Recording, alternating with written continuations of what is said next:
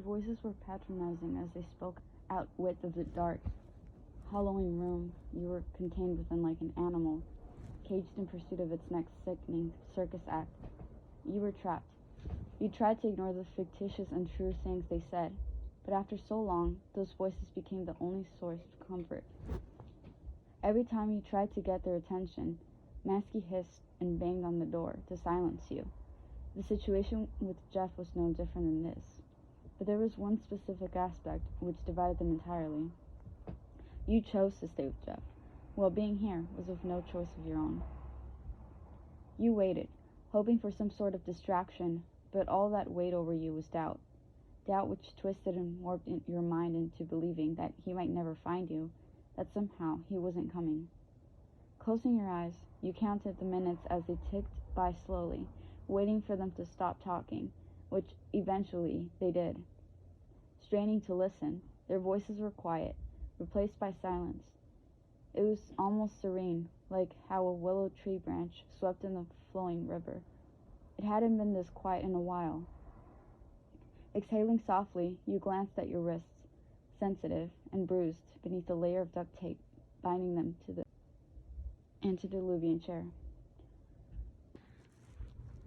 Everything hurt, from the way your body was forced to sit upright, to the way the tips of your Converse barely grazed the ground, cramping your legs from lack of use, to the way you hadn't been able to move in hours.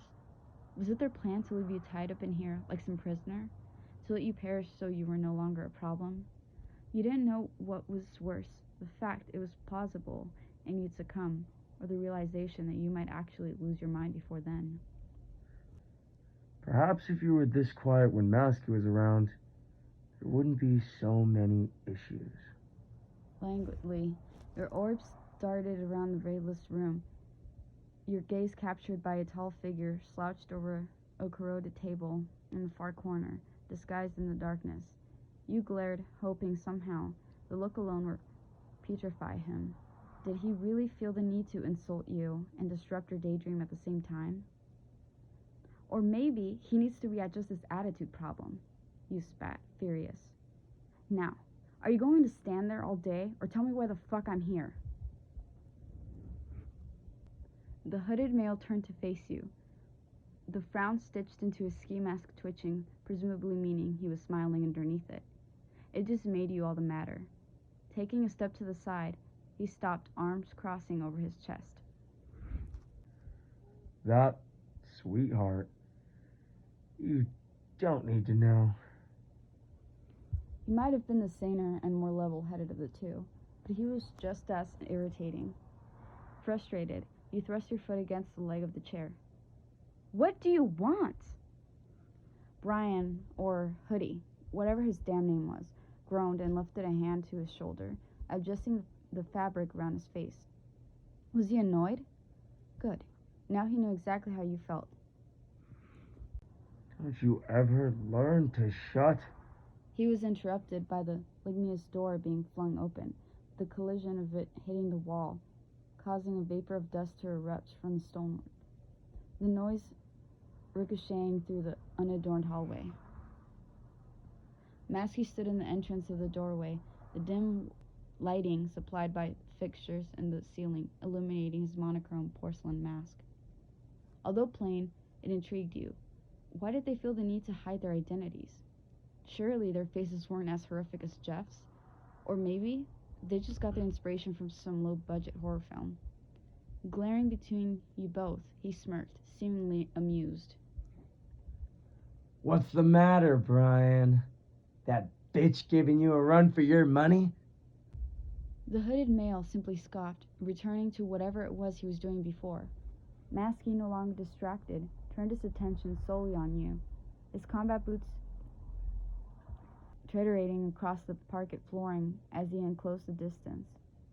The tension emerged from his lithe form as he crouched down, resting his elbows on his knees.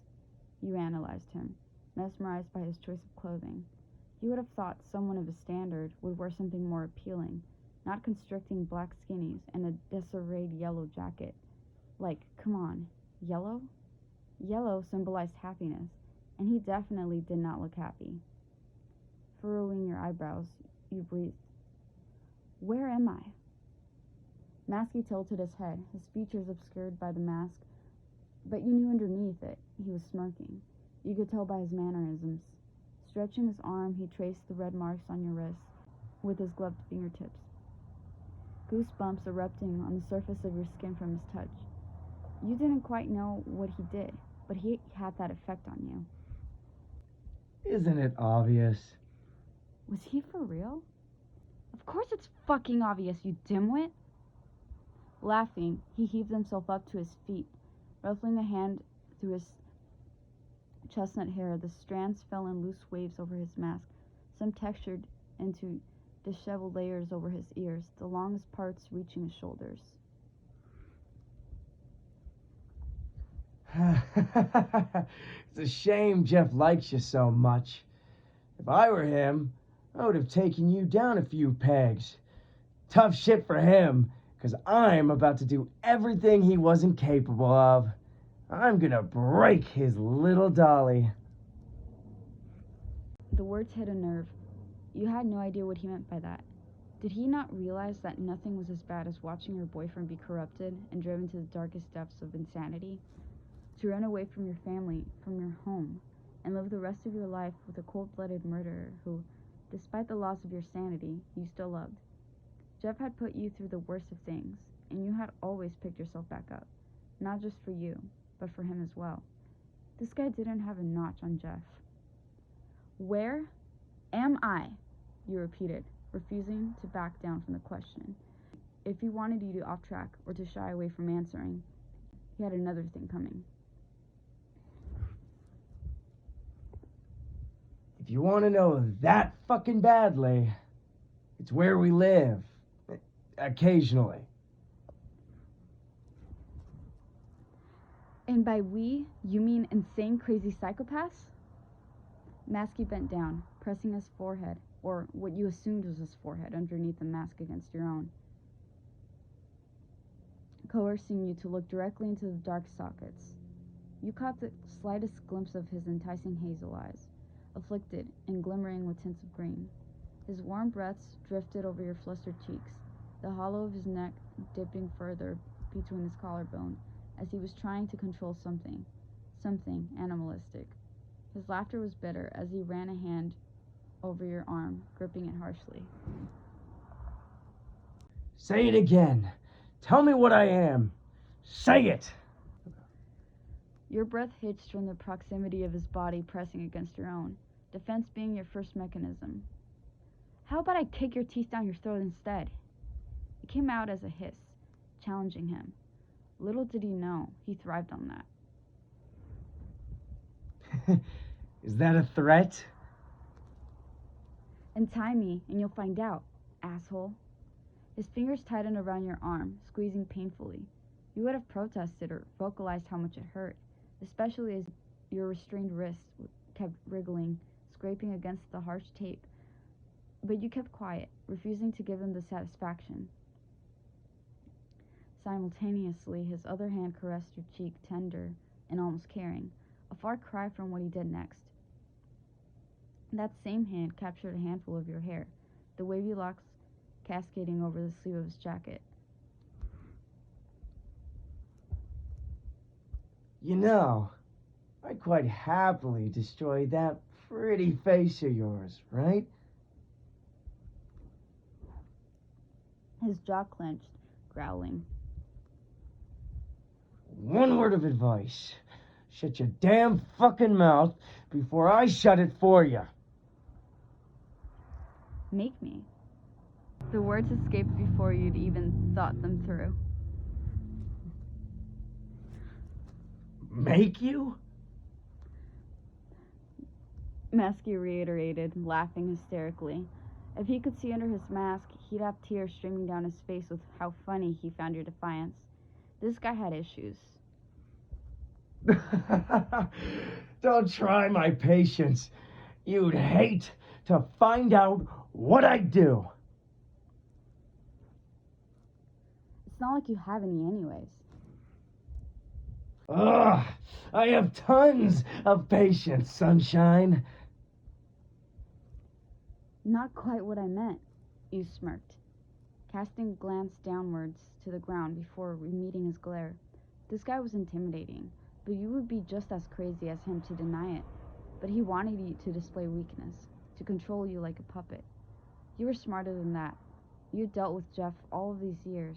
You knew how to mask your fear, to get under his skin as much as you got under yours. You don't scare me. You are a coward. Like he wasn't thinking and was acting on brash decisions alone, he thrust his boot against the chair you were sitting on, almost knocking it off its hinges.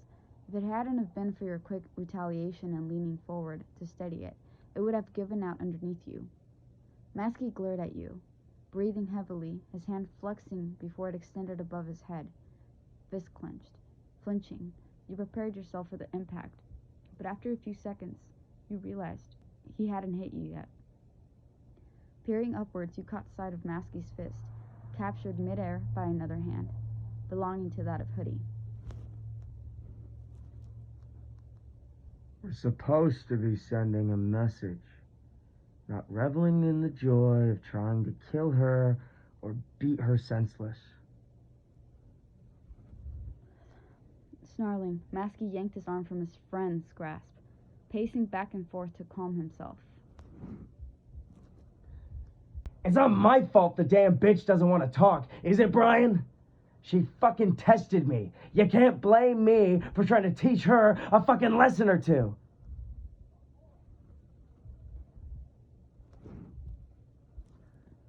And what is hitting her going to do, Tim? Hoodie exclaimed, obviously exasperated by Masky's lack of control when it came to his temper. Just find out what she knows and stop messing around. You're wasting time. Masky scoffed vexatiously in response before rising to his feet and rummaging through his pockets, evidently searching for something. Now what are you doing? What do you think, Brian? I need a damn cigarette.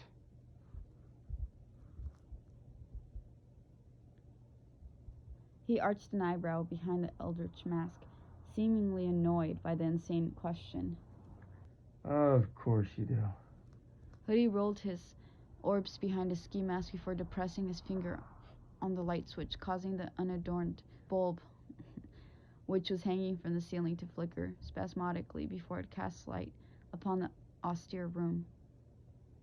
The walls were grimed with layers of dirt, whilst conglomeration of old cobwebs bordered the flaking window panes in a dismal fashion.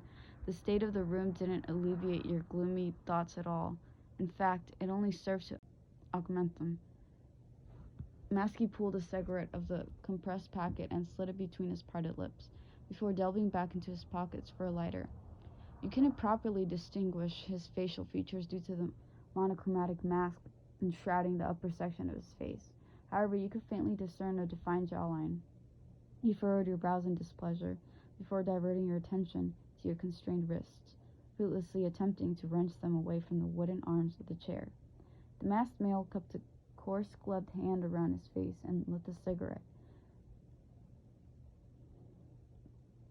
You narrowed your eyes resentfully as he took slow, menacing steps towards you, wispy streams of silvery gray smoke unfurling and meandering in the air.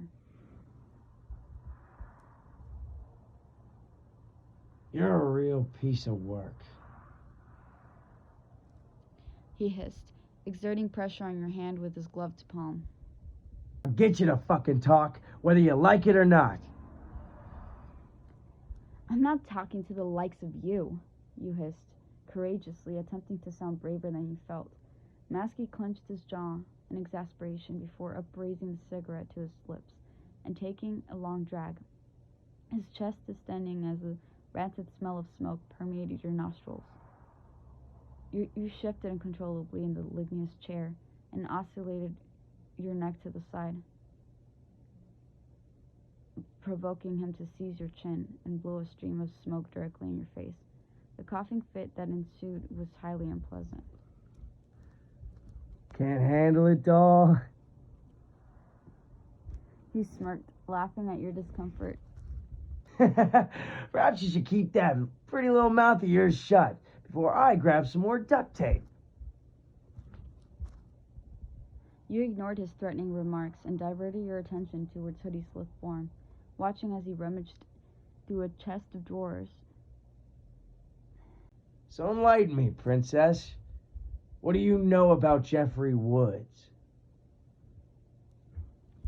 You disregarded his question and kept your eyes trained on Hoodie, who was now cradling a large document in his gloved hands. He thumbed through the sheets of paper before setting them down on the table and advancing towards the window. Masky straightened up before forcibly propelling his combat boots into your shin, causing you to emit a whimper of pain. Don't fucking ignore me! You told me to keep my mouth shut, asshole. A strangulated gasp escaped your throat as you were instantaneously slammed against the wall along with the chair, the intemperate action catching you off guard. You were used to unpremeditated acts of anger after being with Jeff for so long. However, Masky didn't seem to have any regard for your welfare at all. At least Jeff tried to protect you, despite his temperamental moods. Masky placed a gloved hand over your mouth, forcibly clamping your jaw shut to prevent you from vociferating.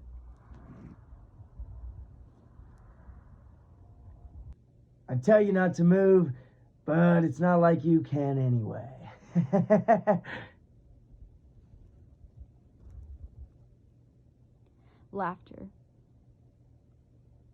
Laughter percolated through the silence as he lightly caressed your bindings with his coarse fingertips, intending to humiliate you and assert dominance.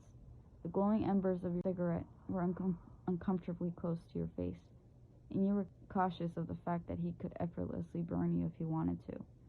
He took one last drag of the cigarette before extinguishing it on the wall and adjusting his mask back into place, adding to the vast agglomeration of insanitary marks. You watched as he negligently tossed the end in the trash before advancing towards the large sheaf of papers and picking them up. He thumbed through the documents in a precipitous fashion before retrieving a duplicate of photographs, the corner of his lips curving upwards in an egocentric and supercilious manner. "What is that?" you hissed, suspiciously, only to have your inquiry ignored. What do you think, Brian?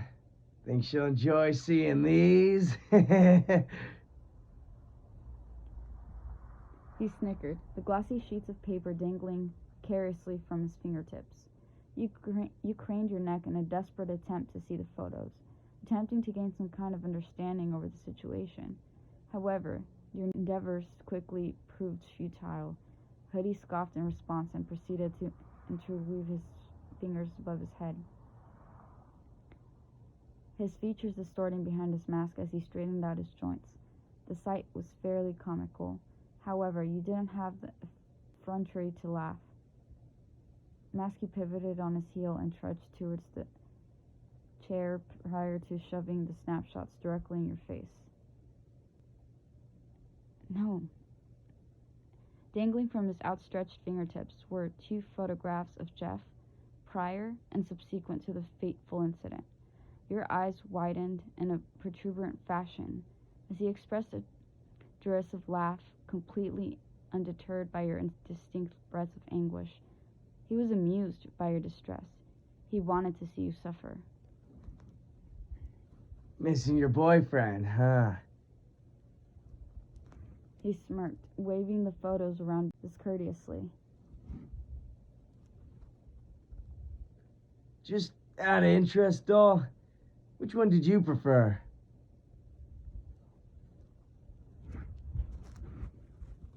His russet orbs gleamed behind his mask, displaying no emotions apart from malice and gratification. He was enjoying this. It's all right, Princess. We won't judge you, will we, Brian? That'll be a first, you mumbled, trying to conceal your emotions despite the searing pain residing in your stomach. You were experiencing true heartache, something you hadn't endured since you'd met up with Jeff underneath the treehouse and been forced to contend with his mutilated face. Masky arched an eyebrow behind his mask before snarling in frustration and ripping the photographs to shreds, watching as the glossy fragments fell from his fingertips and plummeted towards the parquet flooring. Your pulse resounded in your head as he extended a gloved hand towards your scalp and yanked your hair, smirking sadistically as he acquired pleasure from your mental and physical discomfort. Looks like we're all you've got now, sweet cheeks. You furrowed your brows in consternation, perturbed by his words and action. Fuck you, you absolute bastard! You'd barely uttered the insult before Masky's fist collided with the ample wall next to where you were sitting, the plaster crumbling into powder around his feet. Although you were used to such impulsive reactions, Jeff himself being a professional at displaying episodes of rage, you still flinched. It was instinct. With wide eyes, you watched, hoping that somehow you weren't his next target. You lost count of how many times he propelled his fist into the wall after 7 blows, but eventually he stopped, blood seeping through his gloves. Biting your lower lip harshly, you tried to move, but the restraints prevented you, leaving you to watch Masky as he turned towards you, his lithe form the only thing your peripheral vision could focus on. He looked furious. No, worse than that. He looked insane. This was a warning. He was through with playing games. This was serious. You know, that pretty face of yours needs to learn a few ground rules. You don't need to talk. You don't need to blink for all I fucking care. You don't need to do anything apart from sitting there and looking pretty. His smile extended wickedly as he enclosed the distance between you both, his movements so imperceptible that you barely caught a glimpse of his gloved hand reaching underneath the primitive chair. 1 minute, you were perched upright. The next, the chair was toppling backwards, landing on the ground, the impact echoing off the walls. Is this how Jeff likes it, huh? He smiled, stalking towards you like a vulture did to its prey. Seeing you on the floor where you fucking belong? Humor was laced in his voice. He found it funny. You lay on the cold ground, gasping as you tried to move yourself. When you landed, one of the wooden panels on the back of the chair snapped, pressing uncomfortably into your shoulder blades. You'd managed to shift enough that it wasn't scraping into your clothing anymore, but you could still feel it. Staring upwards, the ceiling was all that met your line of sight, but it was soon replaced with that harlequin mask you'd start to despise. He gawked down at you, mocking a confused look as to how you ended up on the floor. You wanted to say something, to kick him in that stupid face of his, but you couldn't. Dare you say you were starting to feel threatened by him? I bet he loves that, though. Masky continued, bringing emphasis back to his previous words. Slowly, he crouched down so he was on his knees beside your head, leaning down so close. His face was millimeters from yours. His mask had hitched up the slightest bit, exposing the pale complexion of his skin underneath, and the defined contour of his jawline. Narrowing your eyes, his lips were slightly visible. If you didn't know better, it almost felt like he was about to kiss you. But instead, his hand traced over your collarbone, smothering blood on the fabric of your t-shirt. You mentally grimaced at the sight. It seems he's got more self-control than he lets on. The deranged male smirked, his lips twitching in amusement. I, on the other hand, don't give a flying fuck. I know what I'm doing, and if I want you, princess, I'll damn well fucking have you. Shaking your head, you tried to whisper something, but it seemed your voice had other ideas. You let out a cry of frustration. Whatever he was trying to do, it was working. He sensed your discomfort and he'd acted on it. He was smarter than you originally thought. The only skill he lacked was patience and controlling his anger. I do. What's the matter? Cat got your tongue? Or did you finally realize to shut your damn mouth? Take this as a warning, doll. I don't fuck around. His laughter was mocking as he patted a hand against her cheek, almost like an owner would to its dog. You snarled at him, but he simply heaved himself up from his crouched position and turned to the hooded male, stood in the corner, watching the scene play out before him. See, Brian? That's how you deal with it. You're half the man he'll ever be, you spat, indignation coursing through your veins. I'm not some doll for him to play with. He loves me. Maskey, implicated by your contention, tutted. Huh? I didn't know laying on your back meant you were loved. Your smile faltered at his comment, the length of your lashes casting a shadow across your cheeks with the way you glanced at your knees, convincing yourself that his words weren't true. He was only trying to provoke a reaction. Jeff had never pressurized you for anything like that. Sure, you'd maybe slipped up once or twice before the incident, but afterwards, you made a vow you would exchange it with one another on your wedding day. Until now, Jeff had never broken that promise. He was manipulative, controlling, possessive. Heck, he was a lot of things, but that was one thing you knew he would never break. And if he did, it would ruin everything. You would never forgive him, and he knew that. What's the matter, princess? Did I strike a nerve? You ignored his contemptuous statement and continued to fight against the restraints, desperately trying to free your wrists.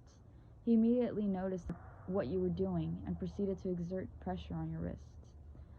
Before leaning toward a nearby cabinet and retrieving a roll of duct tape, you growled in resentment as he wound an extra layer around both your wrists before pressing the roll to your mouth and threatening to seal your lips if you dared to defy him again. Would you look at this, Brian? The bitch thought she could outsmart us. You want information on Jeff, right?